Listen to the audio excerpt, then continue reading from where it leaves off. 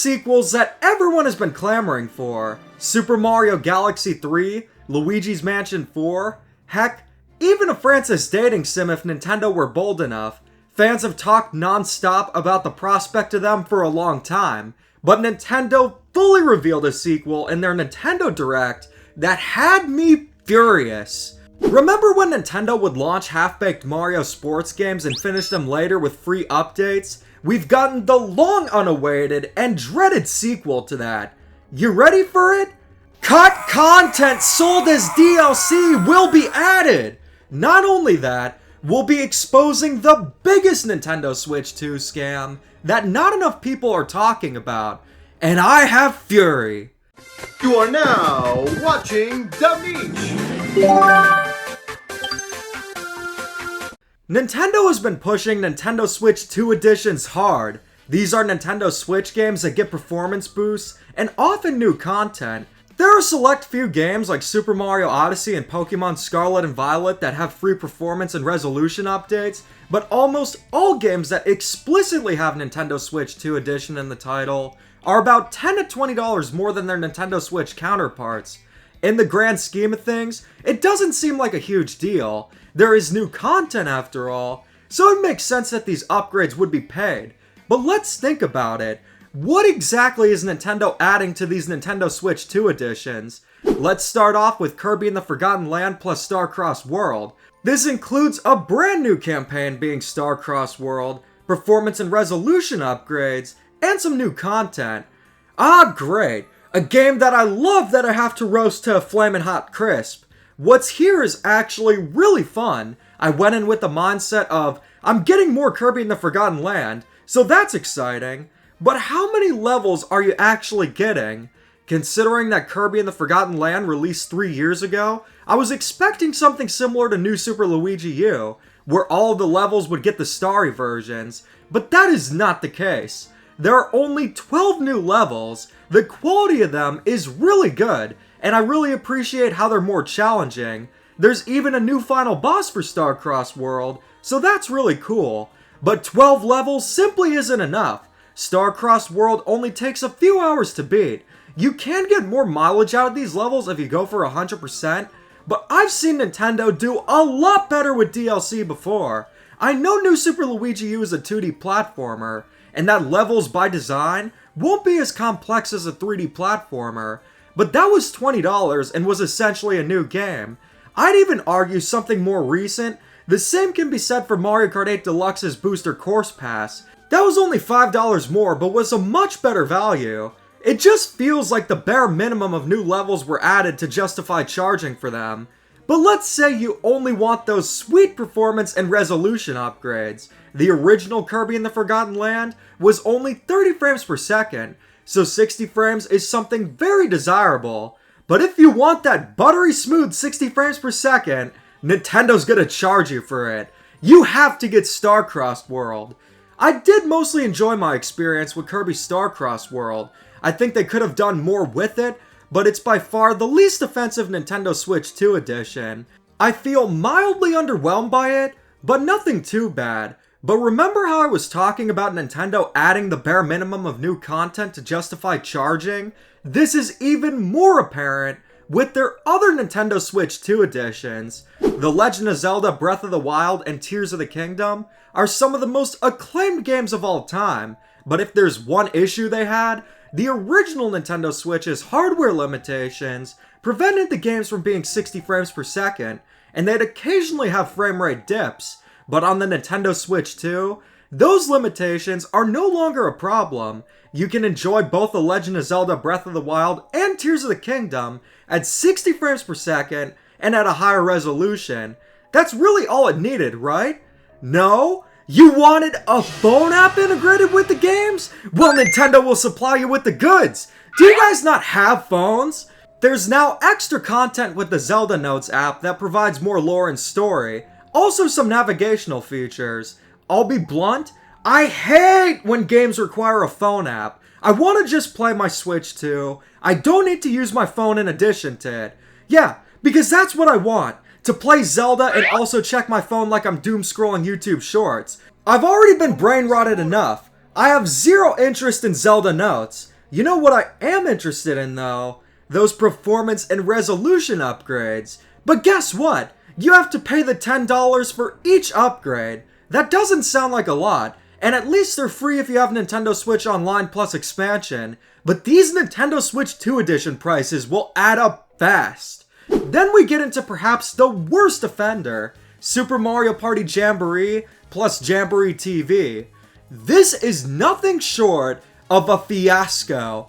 First off, there weren't any resolution and performance upgrades for the base game, which is absolutely insane. How does that even happen? Secondly, the new content is primarily designed to showcase the features of the Nintendo Switch 2. The content is not even substantial, and there aren't even new boards, so it's $20 for what should have been a free update. At that point, I'd rather just pay Bowser to rob me directly. At least he does it with style. The Nintendo Switch 2 already is an investment. Nintendo, why not throw your loyal fans a bone and let them have this upgrade either be free or be reasonably priced to showcase why to get a Switch 2 over the original? Heh, that's not the case, because Nintendo has officially entered their greediest era yet. This last one isn't a Nintendo Switch 2 edition, but it did inspire me to make this video. The principle of it and Nintendo Switch 2 editions are eerily similar, so that's why I'm including it. The second after the Nintendo Direct ended, I went to my Nintendo Switch 2 and got the Donkey Kong Bananza, DK Island, and Emerald Rush DLC. I remembered back to Super Mario Odyssey, and how we were all eagerly anticipating DLC for that game, but never ended up getting it. Considering how much I love Donkey Kong Bananza, the prospect of more Bonanza sounded great. So I got the DLC without thinking anything of it. Well hey, more Donkey Kong Bananza? That's a no-brainer. Turns out the no-brain part was me. What this DLC consists of is a reimagined DK Island and the Emerald Rush side mode. The way it's advertised, it seems like you're getting a brand new lair and a side mode.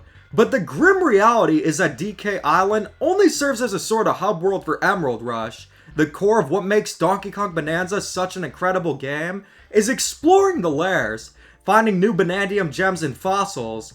Unfortunately, DK Island has none, so if you were expecting to get a new lair in addition to a new side mode, you'd be wrong. Returning to DK Island is really cool. Considering Super Mario Odyssey's Mushroom Kingdom, I was a little surprised DK Island wasn't in Donkey Kong Bananza at launch. It was mentioned quite a few times in the game, but how cool would it be to go back, seeing how it evolved? Then you realize that this DK Island is like going to Krabby Land.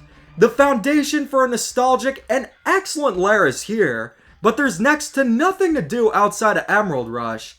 Getting into Emerald Rush, this is Donkey Kong Bananza's signature side mode. Getting into Emerald Rush, this is Donkey Kong Bananza's signature side mode. You're now working for Void Kong, trying to reach his quotas of obtaining Emerald Ore. There are 6 to 10 rounds, and you'll need to determine which skill points to use and how to maximize the amount of Emerald Ore you're collecting.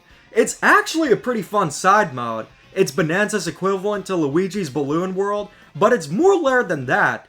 But the thing is, there's only a few lairs that have Emerald Rush modes. Despite my initial excitement, I knew something was a bit off getting DLC this early. Nintendo typically does DLC for their multiplayer-centric games, so getting it for Bonanza already caught me off guard. But after playing it and letting my thoughts ferment, this is clearly something that was done for the base game. If not, it was probably completed shortly after. Nintendo just cut it and sold it as DLC a few months later. If anything, it should have been a free update. A game like Donkey Kong Bananza getting post-launch free content updates would be a good thing. The base game already has a ton of content, so a free DK Island and Emerald Rush update, that would have been perfect. But pricing it at $20? I'm sorry, but you can get Silk Song for $20. Mario Kart 8 Deluxe's Booster Course Pass is only $5 more, and that added a ton. I'd even argue that Captain Toad Treasure Tracker did DLC better. That gave you an entire new chapter, and it was only $5. The amount of content you're getting does not justify the price tag at all. I hate to say anything bad about Bonanza, there's already enough bullcrap going on with Nintendo, and I don't get any joy being negative towards it. But unfortunately, that's a band-aid I just have to rip off, because Donkey Kong Bananza's DLC fully exposed a greater problem that's taking over the Nintendo Switch 2 era. The pricing for the Nintendo Switch 2, and especially its games, have been a heavy point of backlash, and rightfully so. But considering for a while it was primarily just Mario Kart World being absurdly overpriced, I didn't want to make a dozen videos talking about the pricing, but it's become a much more major issue, especially after that Nintendo Direct.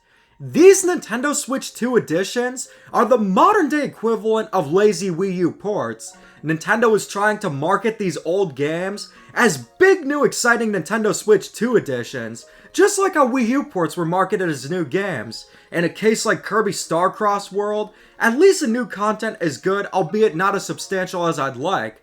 But more often than not, they'll just add the bare minimum to justify charging for it, like including a phone app. As for their current approach to DLC, they're doing the same crappy thing a lot of developers are doing, cutting content from what should have been in the base game, and charging for that. And they're also doing something scummy with Pokemon's DLC. To get the full Pokemon Legend Zaza experience, you'll need to dish out $100. There are new Mega Evolutions locked behind online events, and there's $30 DLC available to pre-order right now. I will say, it's not uncommon to announce DLC plans before a game releases, but just watch it be something that should have been in the base game. So there you have it. Here's my rant about Nintendo Switch 2 editions and Nintendo's current approach to DLC. The Nintendo Switch 2 editions were a matter of wait and see for me. I thought they could add substantial new content, but more often than not, it's only adding the required amount to justify charging for it. I can only hope Super Mario Bros. Wonder gets a lengthy new single-player campaign, in addition to the multiplayer modes. Let's hope it's a Super Mario 3D World plus Bowser's Fury of Nintendo Switch 2 editions, because welcome back Wii U ports! I'm also concerned that Nintendo could implement the cut content DLC approach with their other games. What if Kirby Air Riders does something similar? What if instead of free updates, Mario Tennis Fever gets paid DLC that adds an intro where Waluigi says, "Ouch!" Until it happens, I'm just gonna watch the fire burn and see what the end result will be. But this is Nintendo's greediest era yet, and nothing shocks me anymore. So what do you guys think? Special shout out to Super Squirrel Studios, Reese, Ultra Bomber 64, FastFan07, Soshi the Yoshi, Generic Rust, Colin Wickham Paper Brothers, Marcus TZB, Glitzy Terra Mevins, and the Ender Kirby for being such awesome channel members. You can get a shout out at the end of the video too, if you become a channel member. Anyways, thanks for watching, and keep calm and da-da on.